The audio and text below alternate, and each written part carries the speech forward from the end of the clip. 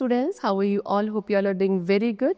Today students, we are going to start our 10th chapter of class 2nd, which is about air. Okay, chalo, let's start the chapter. See, as we all know, air is everywhere around us. Air हमारे चारों तरफ present है, लेकिन हम उसको touch नहीं कर सकते and nor we can see it. ना हम उसे देख सकते, ना हम उसे touch कर सकते, but we can feel it when it moves. जब वो हवा चलती है, air move करती है, then only we can feel it.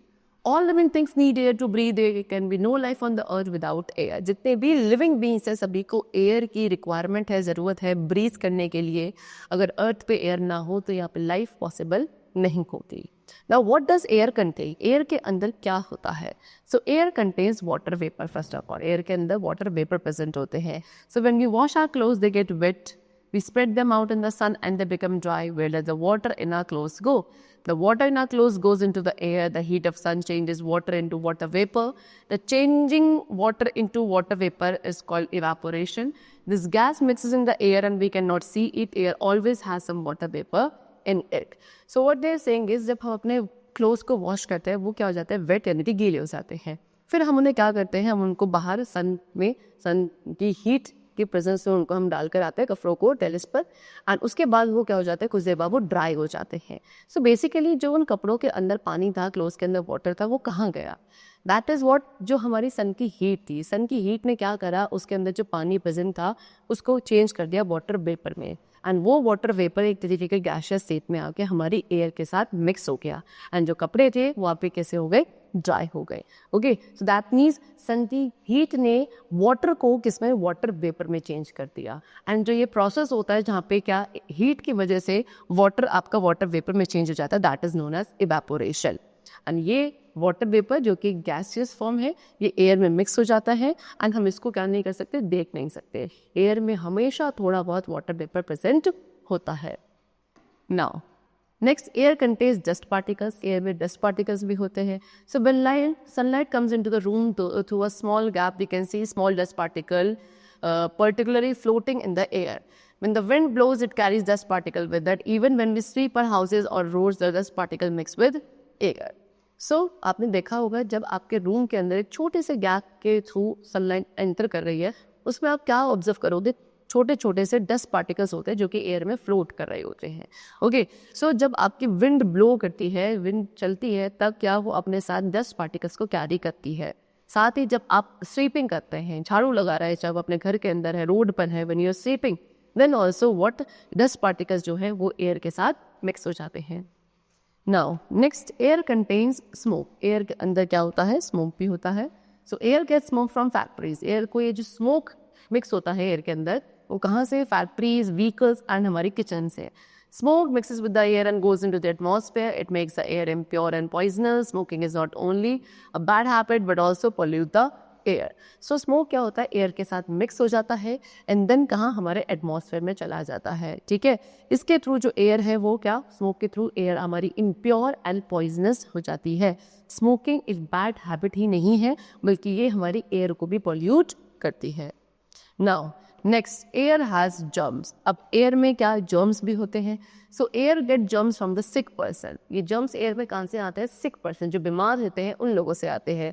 So when a sick person sneezes or cough, germs from his or her body go into the air. These germs can enter our body through air and make us sick. So जब भी एक बीमार person जो है, सिक person क्या करता है, sneezing कर रहा है या कफिंग कर रहा है, सो उसकी बॉडी या उसके माउथ में से जो जर्म्स हैं वो बाहर निकलकर एयर में मिक्स हो जाते हैं एंड फिर ये एयर हमारी बॉडी के अंदर भी एयर के थ्रू एंटर कर सकते हैं एंड एक हेल्दी पर्सन को भी क्या, सिक, बीमार कर सकते हैं. इसीलिए हमेशा हमें एक हैंडकरचीफ का यूज़ करना चाहिए जब भी हमें कफिंग या स्नीजिंग हो.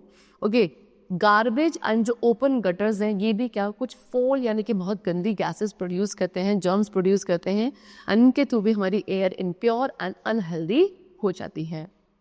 Now how can we get fresh air. अब हमें कैसे फ्रेश एयर मिल सकती है, बिकॉज फ्रेश एयर में हमें, क्लीन एंड फ्रेश एयर में हमें हमेशा ब्रीथ करना चाहिए to be healthy and fit. For that we are having some measures. Number 1, plant trees around your house as a clean the air and make it fresh. हमें अपने घर के चारों तरफ ज़्यादा से ज़्यादा ट्रीज को प्लांट करना चाहिए बिकॉज ट्रीज के थ्रू एयर क्या आपकी फ्रेश एंड क्लीन रहती है. Next, keep the doors and Windows of the house open. घर के आपके जो डोर्स एंड विंडोज है वो आपको हमेशा खुले रखने हैं। We should not cover our face when we sleep. जब भी आप सोते हो आपको अपने फेस को कवर नहीं करना चाहिए। प्ले इन ओपन स्पेसेस में ही आपको खेलना चाहिए। Houses and factory should have tall chimneys and the smoke will go up. घर या जो फैक्ट्रीज है उनमें काफ़ी टॉल यानी कि बड़ी बड़ी चिमनीज होनी चाहिए, सो दैट जो स्मोक है वो सारा आपका ऊपर की तरफ चला जाए, एयर में नीचे मिक्स ना हो। Vehicles will give out a lot of smoke, we should check them regularly. Vehicles के थ्रू भी बहुत ज़्यादा स्मोक प्रोड्यूस होता है, सो हमें उन्हें रेगुलर बेसिस पे चेक करना चाहिए। Now, the next topic is properties of air. Air की क्या properties है? The very first is air takes up space. Air क्या करता है? Space occupy करता है, इसीलिए हम उनको football, tyre, pillow, swimming tubes, इन सब में क्या एयर को फिल किया जाता है। Next, air has weight. Air का क्या होता है? वेट भी होता है। See they have given you an activity for that. Take up balance, आपको इस रिक्सिक बैलेंस देना है। एक एम्प्टी बलून को एक पैन पे रखना है एंड एक बलून जिसके अंदर एयर फिल्ड है उसको उसी दूसरे पैन पे रखना है। The inflated balloon is heavier than the inflated one, it is the weight of the air. So आप क्या देखोगे कि जो आपका इन्फ्लेटेड वाला बलून था जिसमें एयर है वो वाली साइड आपकी नीचे बेंड हो रही है बिकॉज वो साइड हैवी है as compare to the other one जो कि अनइन्फ्लेटेड बलून था।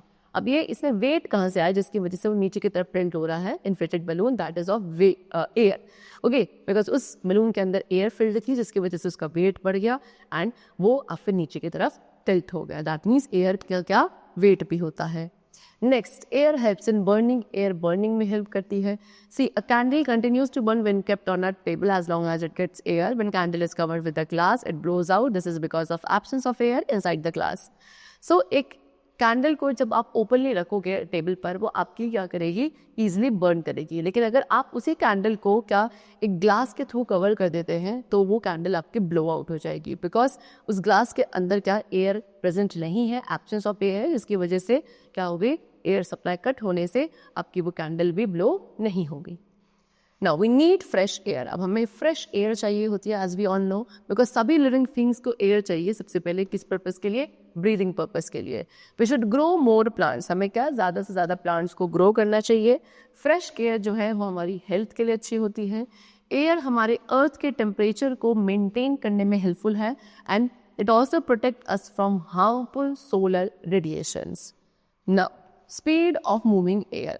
सो student, air moves at different speed. Air move करती है as we all know, moving air को हम विंड कहते हैं, लेकिन एयर आपकी डिफरेंट स्पीड्स पे भी मूव करती है। As we all know moving air को विंड कहा जाता है एंड एक विंड क्या करती है? Dust, bits of paper, dry leaves, ये सभी चीज़ें क्या फ्लाई करने लगती है when the air moves. A slow and gentle wind, एक स्लो एंड एक जो जेंटल विंड होती है उसको क्या बोला जाता है? Breeze. Okay, a fan moving at low speed gives us gentle breeze. एक फैन है जो कि क्या लो स्पीड पे आप उसको मूव करवा रहे हो, सो वो आपको एक जेंटल ब्रीज प्रोवाइड करता है। वहीं अगर एक स्ट्रॉन्ग एंड फास्ट विंड है that is known as storm. ये क्या करता है? इसके थ्रू डोर्स एंड विंडोज जो हैं लाउडली बैंग करते हैं जब when there is a kind of storm.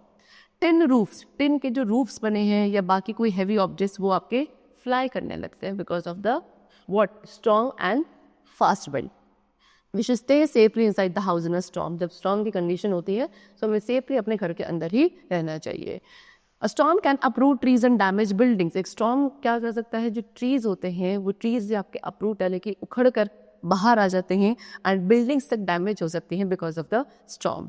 Storms at sea can sink ships. अगर स्टॉर्म आपका सी साइड है तो उसके थ्रू जो शिप्स है वो सिंक यानी कि डूब जाते हैं। While a breeze is present a storm can be very dangerous. Breeze काफ़ी प्लेजेंट होती है लेकिन स्टॉर्म आपका उतना ही डेंजरस होता है। They have shown you in the picture also, this is a gentle breeze but this is a condition of a storm. So we should still sit safely inside our home when there is a condition of storm around you. Okay, so that's all for the chapter. We have discussed the various properties of air and many concepts regarding air. I hope it was very clear to you. Let's meet very soon. Till then, take care and thanks to all.